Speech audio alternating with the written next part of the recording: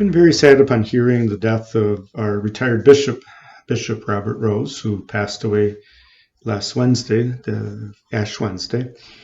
And Bishop Rose became the 9th bishop of Grand Rapids back in 1989 when I was studying in the seminary, and he was the bishop that ordained me in 1993.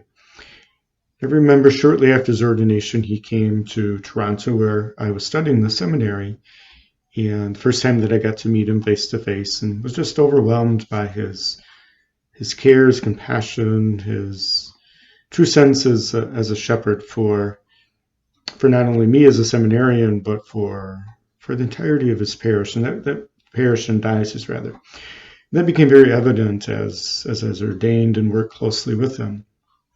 Just the care, the devoted commitment, and being a shepherd for all of our parishioners throughout his time here as Bishop of Grand Rapids. And he served from 1989 until he retired in 2003.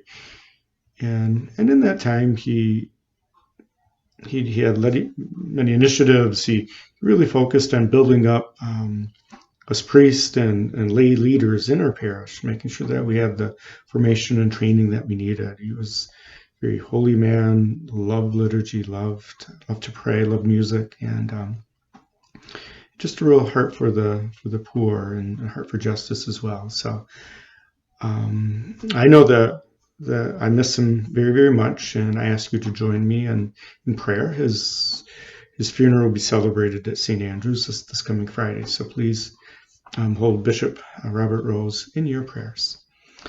And secondly, as we journey through the season of Lent, make sure that you take some time to read and meditate on the 15th chapter of Luke. In it, you find 3 powerful parables of God's mercy, and I'd like to lead you through the parable of the prodigal son over this course of Lent and my preaching at Mass. And so as I mentioned last Sunday, just as a reminder to look at those areas where we've turned away from God, where we've, how has sin, temptation played out in your life and in mine, and then also taking the second opportunity to become more aware of God's grace, of God's speaking to us, the words of everlasting life, as Jesus said to the response to the devil in Luke's gospel and the temptations. And so one way I mentioned that we might do this is enter into a prayer that's called the Daily Examen. It's a prayer that St. Ignatius of Loyola left to his brothers and the Jesuits, the Company of Jesus. And basically, it's a simple prayer. You can do it in 5 or 10 minutes, and it's just becoming more aware of God in your life. So it's 5 simple steps. One is place yourself in God's presence. Give thanks for God's great love for you. Secondly, pray for the grace to understand how God is acting in your life. Third, this is kind of the meat of the examen. Third is review your day. Recall specific moments and your feelings at the time. Fourth, reflect then. Again, this is important as well. Reflect then on what you did, said, and thought in those instances. What was drawing you closer to God or further away? And 5, look forward to tomorrow. Think of how you might collaborate more effectively with God's plan. So be specific and conclude with the Our Father.